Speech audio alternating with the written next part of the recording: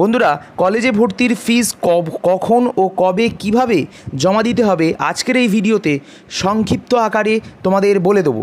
এর পাশাপাশি বলে দেবো কলেজে ভর্তির ফর্ম ফিল আপ এখন হয়ে গিয়েছে প্রায় অনেক ছাত্রছাত্রীদের। এখন তোমাদের কি করণীয় এই মুহূর্তে দাঁড়িয়ে সেটাও বলবো। তার জন্য ভিডিওটা প্রথম থেকে শেষ অবধি স্কিপ না করে দেখতে থাকো এবং অবশ্যই ভিডিওটা প্রচুর বন্ধুদের মধ্যে শেয়ার করে দিও।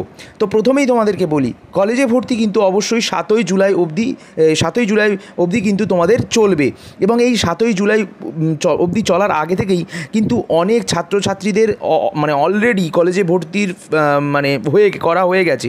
কলেজে ভর্তি মানে কলেজের অ্যাপ্লিকেশন করা হয়ে গিয়েছে।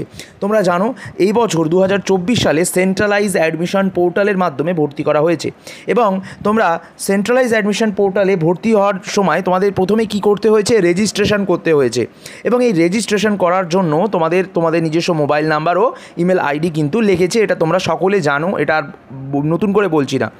কিন্তু এই রেজিস্ট্রেশনের পর যেটা তোমাদের করতে হয়েছে সেটা হচ্ছে তোমাদের একটা অ্যাকাউন্ট বানাতে হয়েছে। অর্থাৎ একটা অ্যাকাউন্ট বানাতে হয়েছে, যেরকম ফেসবুকে একটা অ্যাকাউন্ট বানাও, সেখানে সব ফটো ডিটেলস থাকে, সেরকম এখানেও একটা অ্যাকাউন্ট বানাতে হয়েছে এবং এই অ্যাকাউন্টের মধ্যে তোমরা সমস্ত ডেটা, অর্থাৎ তোমাদের আধার কার্ডের ডেটা, মাধ্যমিক উচ্চ মাধ্যমিক সমস্ত ডেটা কিন্তু সেখানে তোমরা জমা করেছো।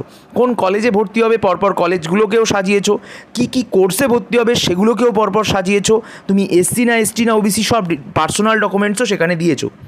এবার তুমি একটা জায়গা দেখেছিলে যেখানে কলেজ অ্যাড করছিলে বা কোর্স বা প্রোগ্রাম অ্যাড করছিলে, তার পাশে একটা জায়গায়, অর্থাৎ তুমি ধরো বাংলা অনার্স নিয়ে ভর্তি হয়েছো, কেউ ইংলিশ অনার্স নিয়ে ভর্তি হয়েছো, কেউ অ্যাকাউন্টস অনার্স নিয়ে ভর্তি হয়েছো, কেউ সায়েন্সে ম্যাথসে অনার্স করছো, কেউ জেনারেলে ভর্তি হয়েছো, যে কোর্সটা সিলেক্ট করেছো 4 ইয়ার 3 ইয়ারের, তার পাশেই দেখবে একদম পাশেই কিন্তু ছিল একদম অ্যামাউন্টটা, সেই কোর্স ফিটা কত।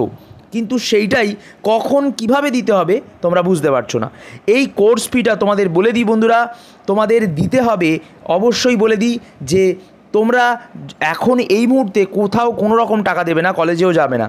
তোমরা এখন এই মুহূর্তে তোমাদের যাদের ফর্ম ফিল আপ করা হয়েছে তারা বারংবার চেক করতে থাকো। বারংবার চেক বলতে তোমরা তোমাদের অ্যাকাউন্টটা যেটা বানিয়েছো 100% প্রোফাইলটা কমপ্লিট হয়েছে সেটাকে বারবার চেক করতে থাকো ঠিকঠাক আছে কি না। যখন কলেজের সশরীরে ভেরিফিকেশন হবে এবং কলেজের অ্যাডমিশন যখন হবে তখনই তোমাদের অনলাইন মারফত টাকা কিন্তু পেমেন্ট করতে হবে, নেট ব্যাঙ্কিং বা ফোনপে, গুগল পে বা অন্যান্য ব্যাংকের মাধ্যমে।